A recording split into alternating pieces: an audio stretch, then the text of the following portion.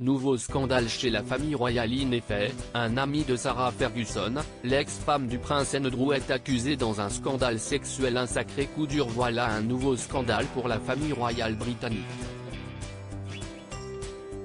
En effet, un associé de Sarah Ferguson, l'ex-femme du prince Andrew, est accusé d'avoir financé un réseau de trafic sexuel aux États-Unis. Tramell Crowe, âgé de 72 ans, avec qui Sarah Ferguson aurait noué une forte amitié, est accusé d'une série de réclamations dans les documents judiciaires déposés en Californie. Le procès a été intenté par deux femmes, Julia Hubbard et Kayla Gedingo, contre Crowe et ses associés devant un tribunal en novembre dernier.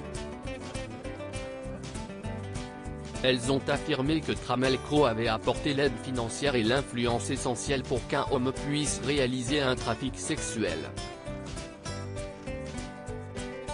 Lors du procès, il a été affirmé que l'ami de Sarah Ferguson a utilisé la force, les menaces de force, la fraude ou la coercition pour contraindre Hubbard et Gedingo, les deux plaignantes notes de la rédaction,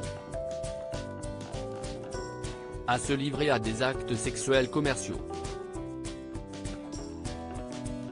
Les femmes affirment que Tramell Crowe a forcé les victimes présumées à prendre des drogues comme le Xanax afin de les forcer à participer à des actes sexuels.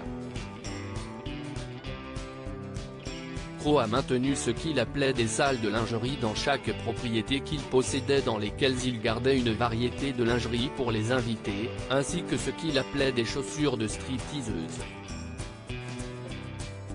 Un dossier épineux pour Sarah Ferguson lors du procès. Des documents juridiques concernant les soirées sexuelles organisées par l'ami de Sarah Ferguson ont été dévoilés.